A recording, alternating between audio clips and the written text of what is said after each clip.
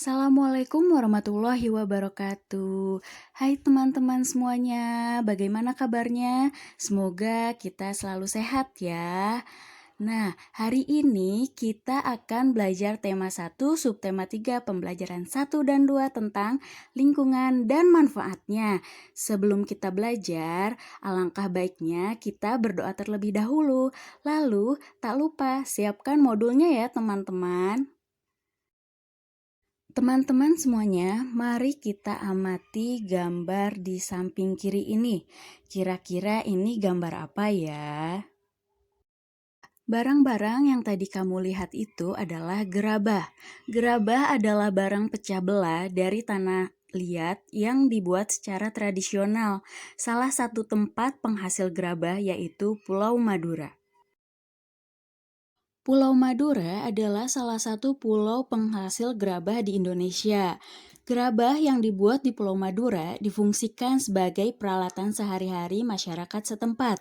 Dilakukan secara tradisional, seperti apa yang dilakukan oleh para pendahulunya. Gerabah-gerabah yang dihasilkan oleh para pengrajin di Madura adalah gerabah yang dibuat dari tanah liat yang berwarna kuning dengan pasir halus. Tanah liat hitam dapat juga dipergunakan, tetapi kualitasnya kurang baik.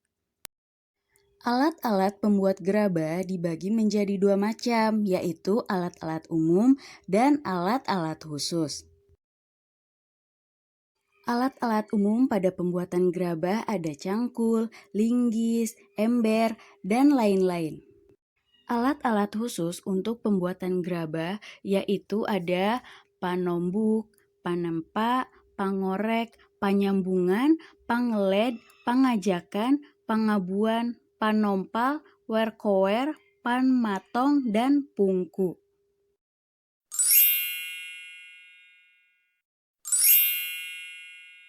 Tempat penyimpanan gerabah yang sudah jadi, ada yang disimpan di bawah terik matahari dan ada juga yang disimpan di tempat pembakaran.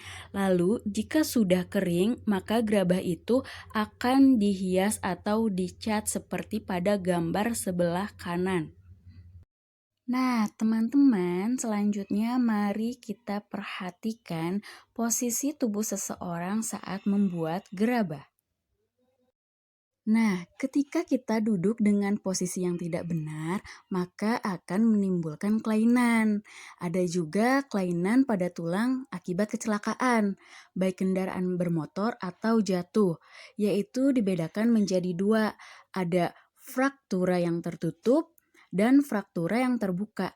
Fraktura tertutup yaitu patah tulang yang tidak sampai robek kulit atau ototnya, dan fraktura yang terbuka yaitu patah tulang yang robek atau menembus kulit atau otot. Kelainan pada tulang selanjutnya ada osteoporosis. Apa itu osteoporosis? Osteoporosis yaitu kelainan pada tulang yang disebabkan karena adanya pengeroposan tulang. Hal ini dikarenakan tubuh sudah tidak mampu lagi menyerap dan menggunakan kalsium secara normal. Selanjutnya ada fisura atau retak tulang, kelainan tulang yang menimbulkan keretakan pada tulang akibat kecelakaan. Selanjutnya ada kelainan tulang dikarenakan posisi duduk yang salah. Yang pertama ada lordosis.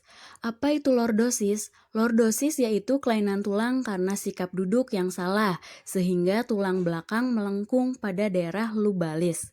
Hal ini akan mengakibatkan kepala tertarik ke belakang.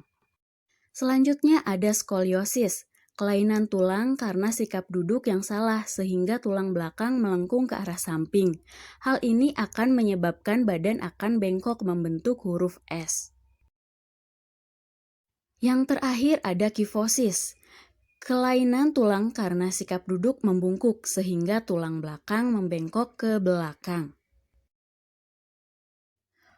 Agar terhindar dari kelainan tulang yang dikarenakan sikap duduk yang salah, maka mulai sekarang mari kita perbaiki sikap duduk kita.